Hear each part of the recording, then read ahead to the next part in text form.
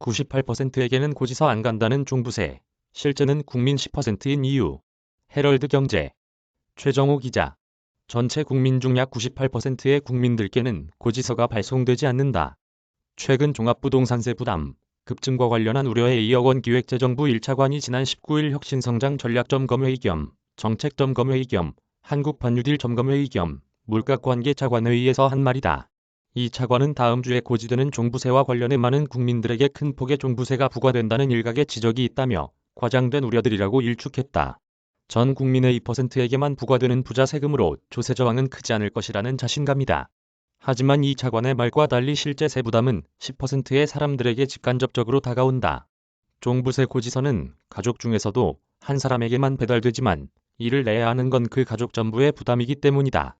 통계청에 따르면 2020년 기준 우리나라 전체 가구의 평균 가구 원수는 2.3명에 달한다. 한 명에게 전달된 종부세, 고지서가 실은 2.3명에게 직접적으로 세금 부담을 더해준다는 말이다. 정부가 2%라고 말한 종부세 부과 대상이 실제로는 4.6%의 국민들에게 직접 영향을 미치는 것이다. 여기에 현 정부 들어 급증한 가구 수 증가도 고려해야 한다. 예전에는 부모와 결혼 전 자녀가 한 가구를 이뤘다면 최근에는 부동산 가격 급등에 따른 청약 자격 확보 등을 이유로 실제 한 가족이지만 서류상 세대를 분리하는 경우가 늘었다는 의미다. 실제 2016년 539만 가구였던 1인 가구 숫자는 2020년 664만 가구로 130만 가구나 늘어났다. 이 경우 한 명의 가장에게 배달된 종부세 고지서는 실질적으로 몇몇 1인 가구에까지 영향을 미칠 수 있다. 또 결혼 등으로 분리된 가족이라도 부모에게 나라 등 고액의 세금 고지서는 간접적인 경제적 부담으로 작용한다.